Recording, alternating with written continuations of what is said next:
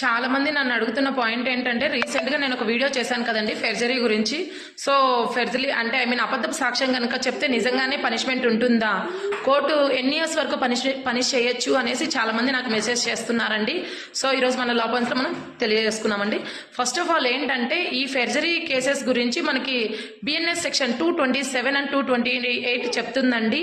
ఎవరైతే section 227 BNS ప్రకారము ఎవరైతే సాక్షి వాళ్ళకు కోర్టులో కేసు జరుగుతున్న టైంలో వాళ్ళు మాకు ఆ కేసు గురించి తెలుసు, వాళ్ళు చూడకపోయినా కూడా మేము చూసాము, అది ఇలా జరిగింది అలా జరిగింది అనేసి అబద్ధపు సాక్ష్యం కనుక వచ్చి చెప్పితే, అది కనుక ఫేక్ ఎవిడెన్స్, అది అబద్ధం చెప్పారని కనుక అది కనుక రుజువు అయితే, అలాంటి పర్సన్స్కి ఎవరైతే అబద్ధం చెప్తారో కోర్టులో, అలాంటి పర్సన్స్కి 1 సంవత్సరం నుంచి 7 సంవత్సరాల వరకు కఠిన కారాగార శిక్ష బిఎన్ఎస్ సెక్షన్ 229 ప్రకారము పనిష్మెంట్ అనేది ఇవ్వడం జరుగుతుంది. అండ్ వాటితో పాటు 10,000 రూపాయల జరిమానా కూడా విధించబడుతుందండి.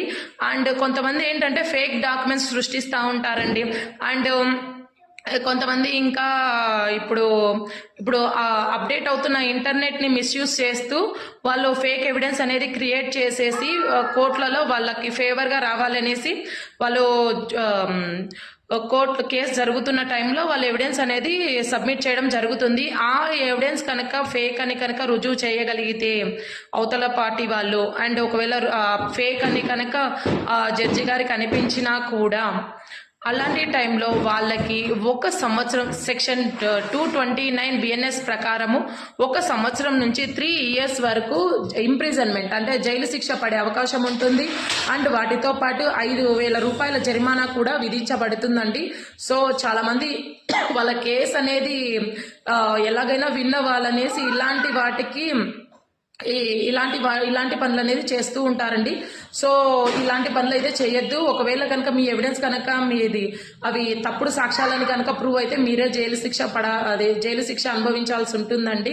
సో ఇలాంటి వాటికి హెల్ప్ చేసే వాళ్ళకు కూడా చాలా ఇబ్బంది పడిపోతారు.